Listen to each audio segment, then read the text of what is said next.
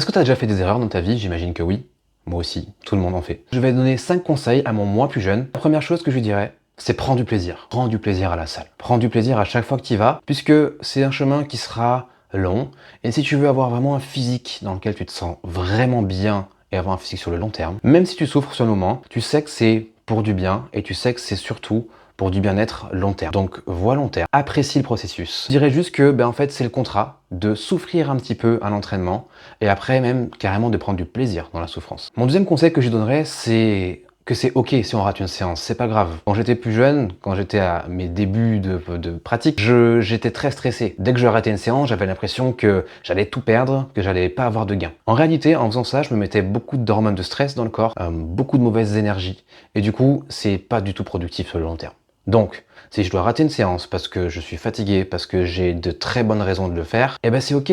Je rate ma séance, et soit je la rattrape la semaine suivante, et si je la rattrape pas, c'est pas grave, puisque c'est la longévité qui compte. Le troisième conseil que je lui donnerais, et ce conseil, je pense que c'est un des conseils les plus importants, c'est que je lui dirais de trouver un coach de qualité, un mentor, quelqu'un qui va vraiment te donner des vrais bons conseils pour te faire progresser. Si j'avais eu quelqu'un qui m'avait donné les bons conseils dès le début, je pense que j'aurais un meilleur physique encore que ce que j'ai aujourd'hui. Bon, je suis très bien dans mon corps, j'apprécie mon physique, j'aime ce qu'il est aujourd'hui, mais il n'empêche que j'aurais sûrement été encore plus loin.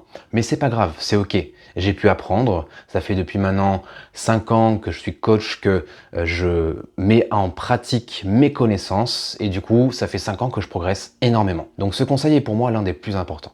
Le quatrième conseil que je donnerais, c'est de noter des performances. Au début, je notais rien, je faisais tout au freestyle, je faisais à la forme du jour, je faisais toujours plus ou moins les mêmes choses, toujours plus ou moins les mêmes charges et répétitions. Et en fait, j'ai progressé, mais moins vite que ce que j'aurais pu faire si j'avais noté mes charges, noté mes répétitions, et que chaque semaine, j'essayais de me challenger un petit peu plus pour progresser. C'est vraiment game changer.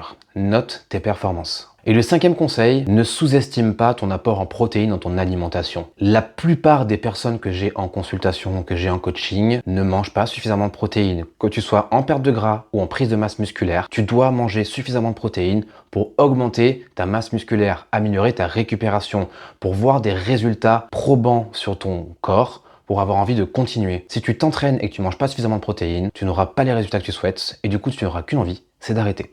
Donc un conseil, optimise ton apport en protéines. Et un petit conseil pour toi qui regarde cette vidéo, n'oublie pas que le temps passe et que même si tu ne l'as pas fait hier, même si tu n'as pas eu les bonnes pratiques dès le début, c'est pas grave. Maintenant, tu as accès à de l'information, donc ça y est, c'est bon, tu peux y aller, ne perds plus ton temps. Vas-y, fonce, même si tu fais pas parfaitement, fais.